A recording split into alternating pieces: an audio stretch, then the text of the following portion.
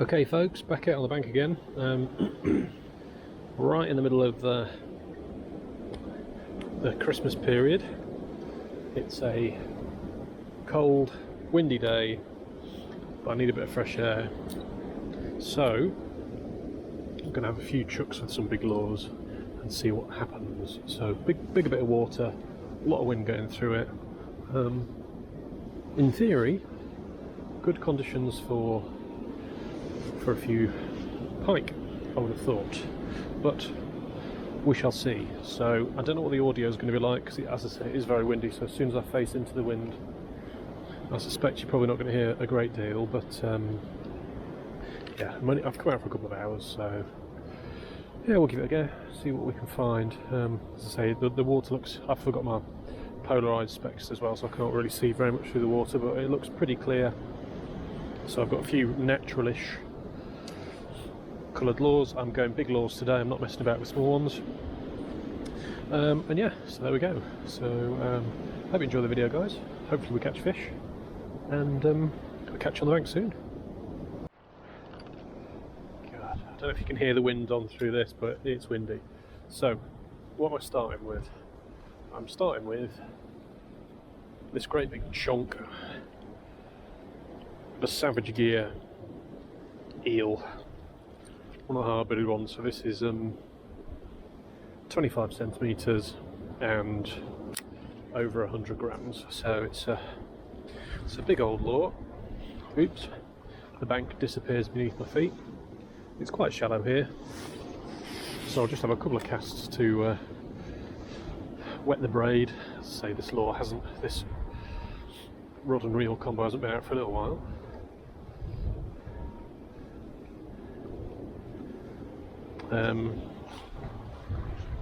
So I'm just going to have a few casts slowly further and further, just to get the braid kind of bedded in a bit. It's dried out while it's been standing. I do like these kind of hard eels, the Savage Gear ones, because you can kind of fish them more like a jerkbait, so I tend to use the smaller tails that come with them. And yeah, fishing more like a jerkbait rather than a kind of a big soft plastic. And the nice things about these is they do cast like rockets as well, so, and they're a fairly slow sink, so they're not too bad for this kind of shallower water. But I want to try and get into a little bit of deeper water if I can cast to it.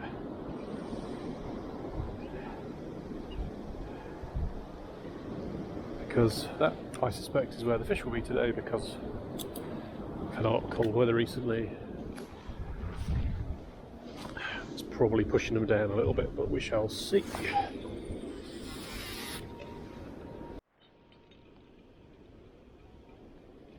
Okay guys, if you've seen any of my other videos, you might have seen this, oops, if I can get it on the trace, this cob style lure appear before.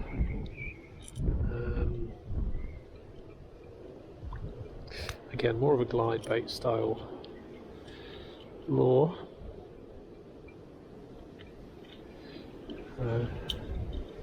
But it's made in direct, say copy? Homage, let's use that word. It sounds a little less copying. Basically a copy of a cob's lure, as well as I can copy it, at least anyway. But it gives a nice profile in the water.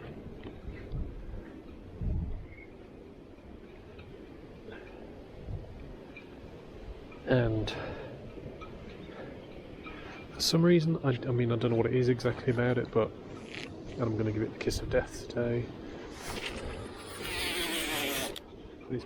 It's always drawn attention from the fish for whatever reason, I don't know.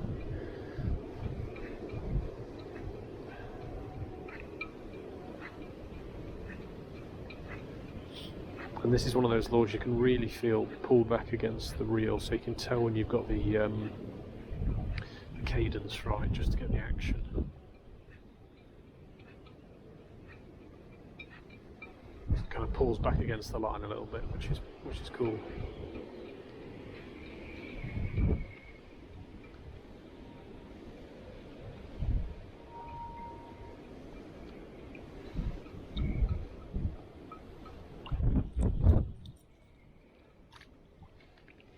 So, a few casts with this.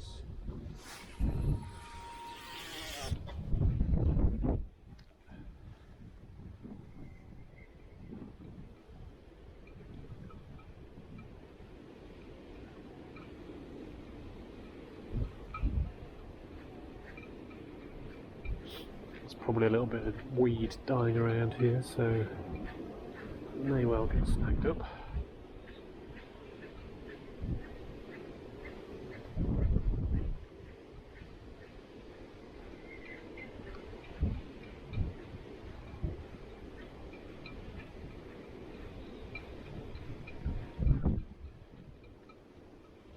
Yep.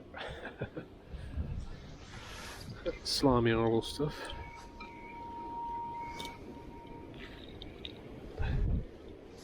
Nothing like this to kill the action of your lure stone dead.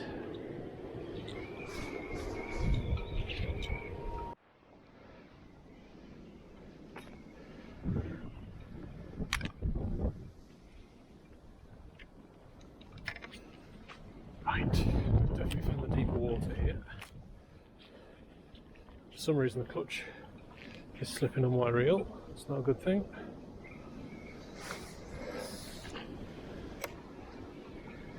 I'm going to try avoid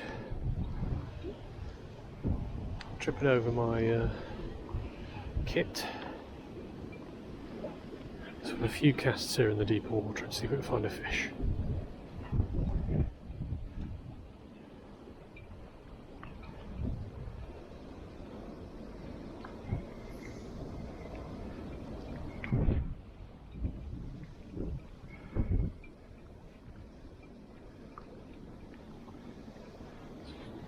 So we'll start with this perch.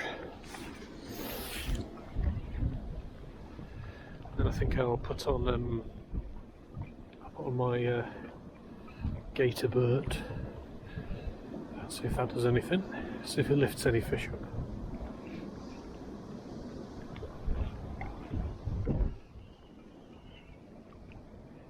Oh, there we go. Hey, hey.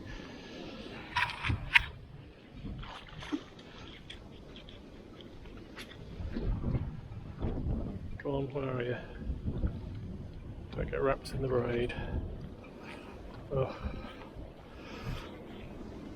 Let's try and get that one netted. Netted fairly quickly. There we go, guys. Oh, oh no.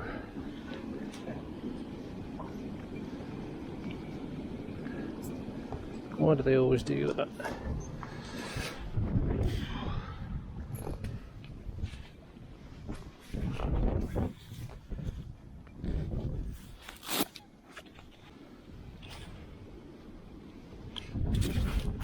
Gills there, and that's what's got him twisted.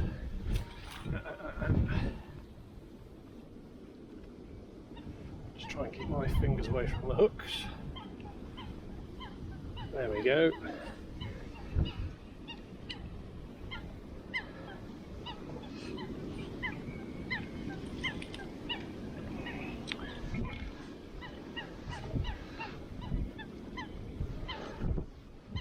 And the problem there is that gets so tangled.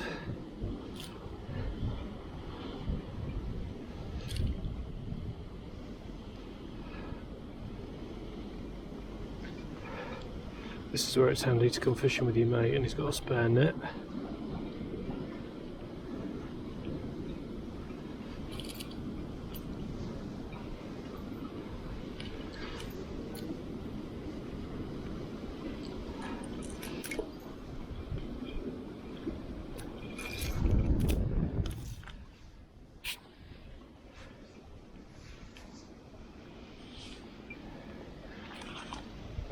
Right, it's just got flared rakers, so let's just give him a minute in the water. He's full of beans.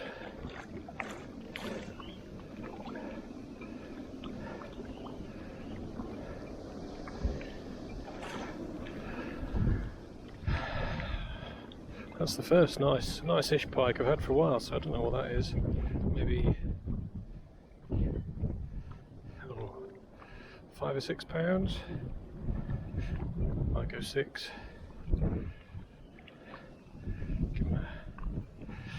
Give him a good minute in the water though. I'm just going to watch the handle of this net because it's got a tendency just to come off and lose the net and my fish.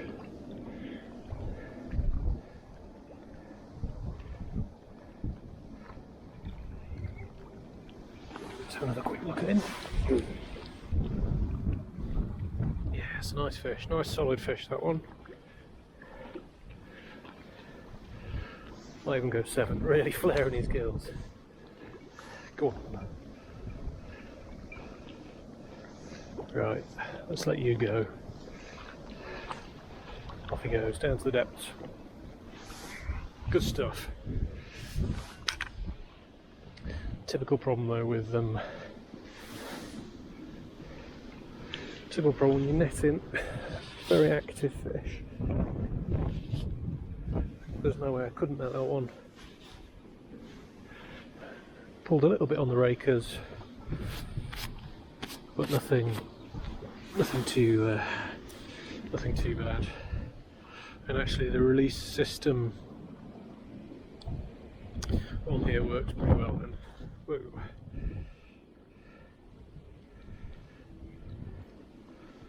So let's have a few more casts with that. Let's see if we can find another pike. Okay guys, well, down by the wall, that really didn't take too long. So that was a couple of pulls, and then that little, I say little, it was a jack, but it was probably about what? I might give myself 6 pounds on that one, something like that. It wasn't massive. But it was a nice fish. And the typical thing when you get them in the net like that, you just get that little roll, which is never great to have to deal with, but I'm not particularly near the water here, so I can't chin it. And I would, in that situation, I would normally just try and chin the fish and lift it out of the water if I was closer to the water, but yeah, not the case.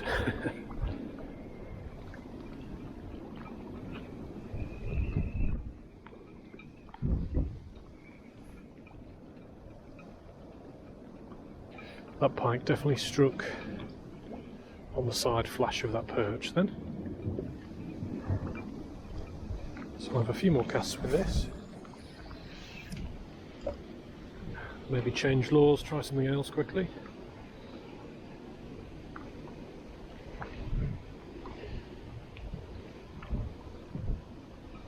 Oh, there's another fish.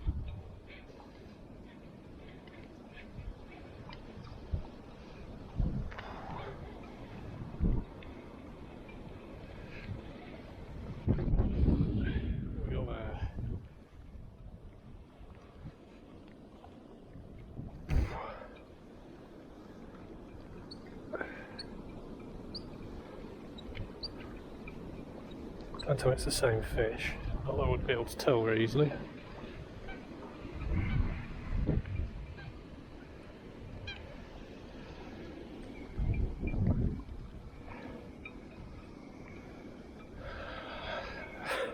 If it is, it's a stupid fish.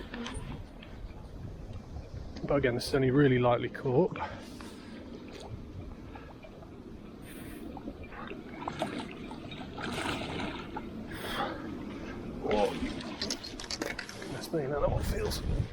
That one feels heavier. Oh. Can I unhook that one in there? Yes. Whoa. If I get that out of the way. That'd be great. So,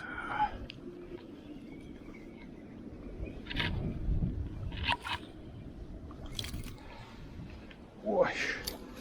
Oh, man. That's a heavy fish. Oh, heavy.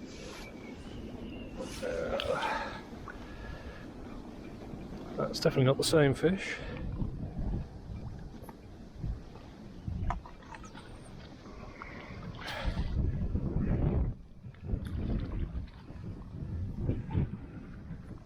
Let's get them out and have a quick look at that one.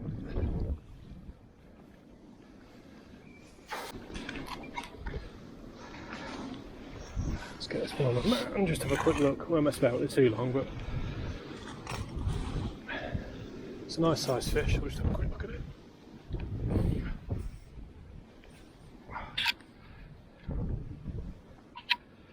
And typically, oops, stay on the mat. I haven't brought scales. Let's get a look at that one on the mat. It's a fat fish. It's longer than the mat. Well, that's a great indicator. There you go. Gives you a sense of the size. I've got big hands. That is a big old fat fish. That's full of that's full of bream or something, isn't it? Let's get it back. Don't keep it out of the water too long.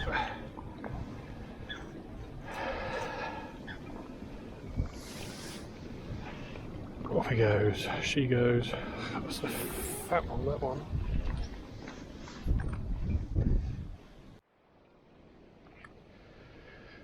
Okay. It's 2 pike in less than 10 minutes. First one was probably about £6. The second one was not very long, probably 85, maybe something like that. But it was definitely heavier than the first. So give it maybe £9, £8-9. It felt heavy in the net. It had a big old belly on it.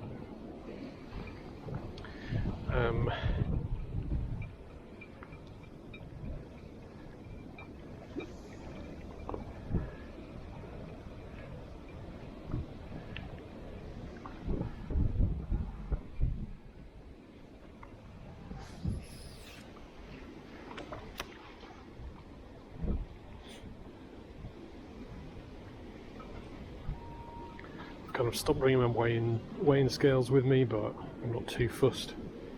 It's nice every now and again just to get a weight to get a big fish, but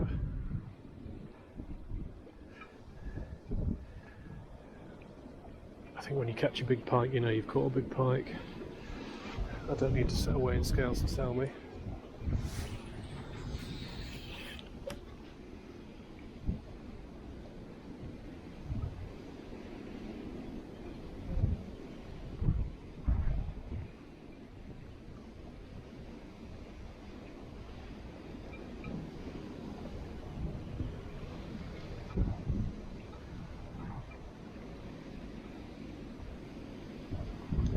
Starting to lose the light now, so I'm not probably going to get too many more casts in, I don't think.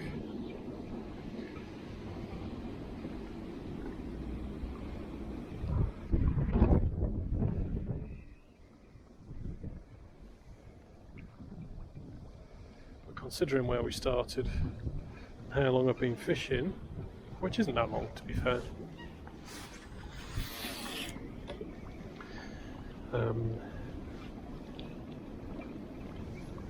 that's pretty good.